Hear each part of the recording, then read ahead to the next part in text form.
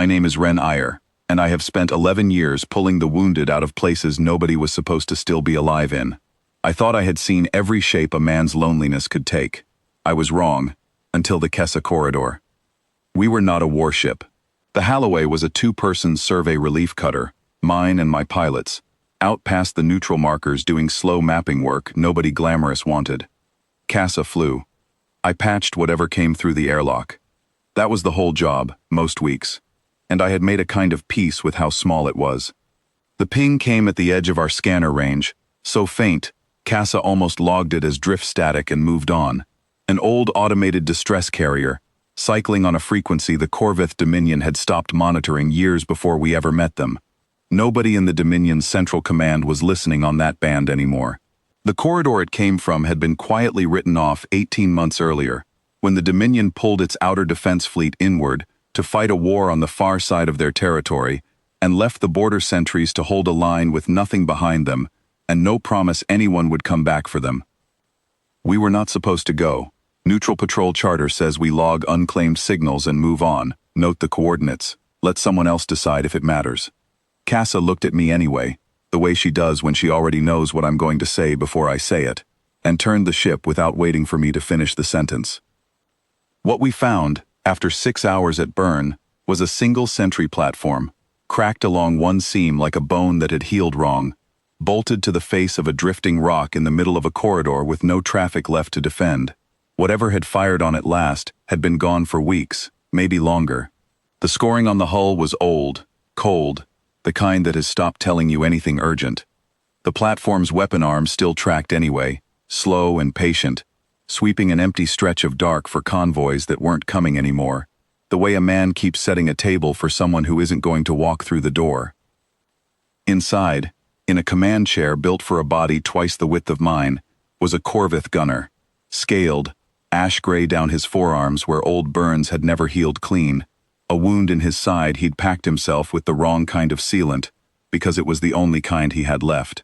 The chair around him was a small museum of a year alone, ration wrappers folded into precise, unnecessary squares, a maintenance log written by hand in a script I couldn't read, a single dim lumen strip he'd clearly been rationing along with everything else. His name, when he gave it, was Sero Vask. Line post holder, 3rd Sentry Line, Kessa Corridor.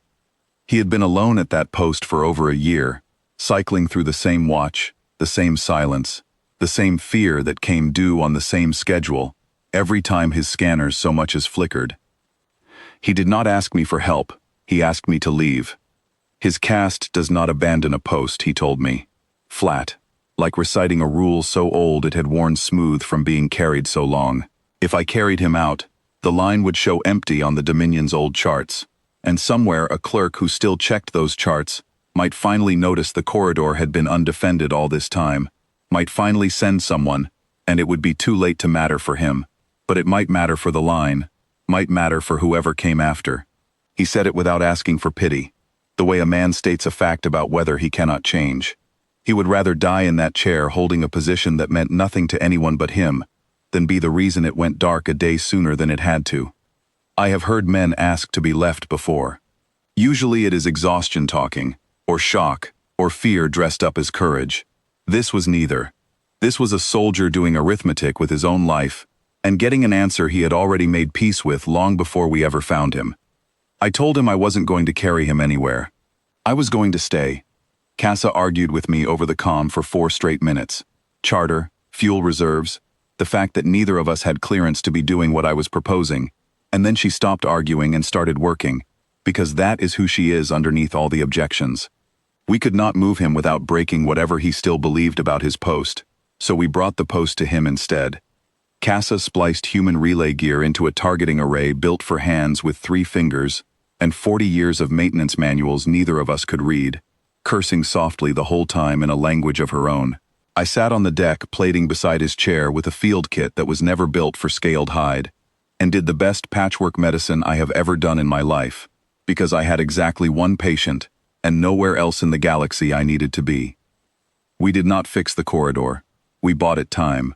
For 9 hours, the platform's targeting arms swept a little sharper, a little faster, thanks to a human sensor feed duct-taped into a Corvith console, that had never been meant to speak our language, and Sarovask sat upright in his chair, gray with blood loss, jaw set, and kept doing the job no one had ever told him he was allowed to stop doing.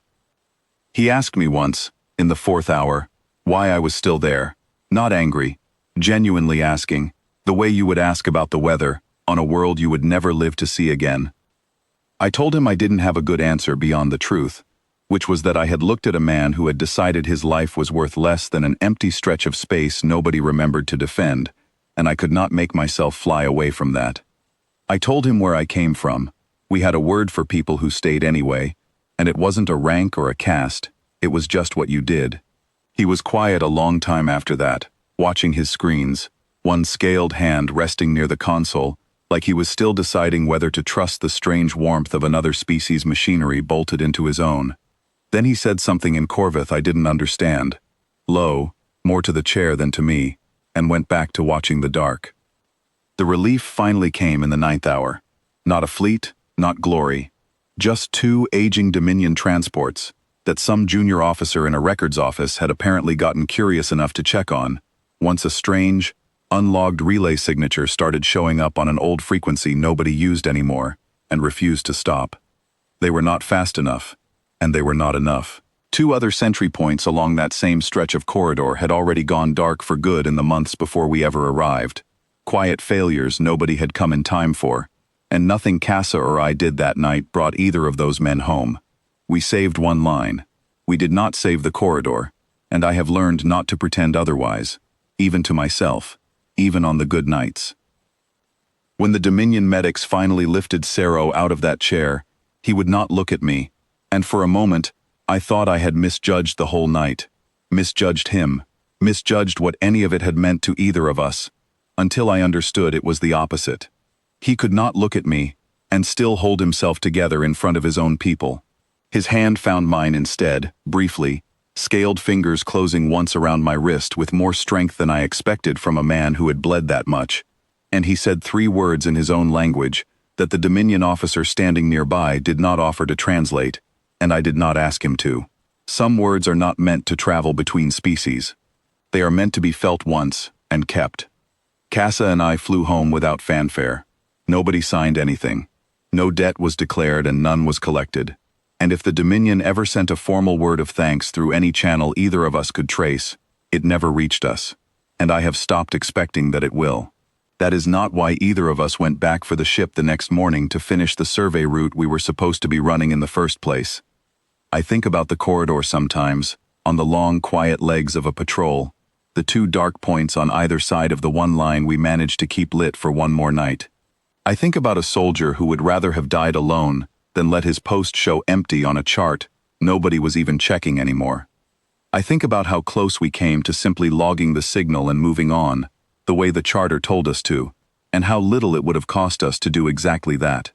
Mostly, though, I think about his hand closing around my wrist, and the 3 words I never asked anyone to translate, because some things were never meant to be understood by everyone, only by the 2 people who were there to keep them.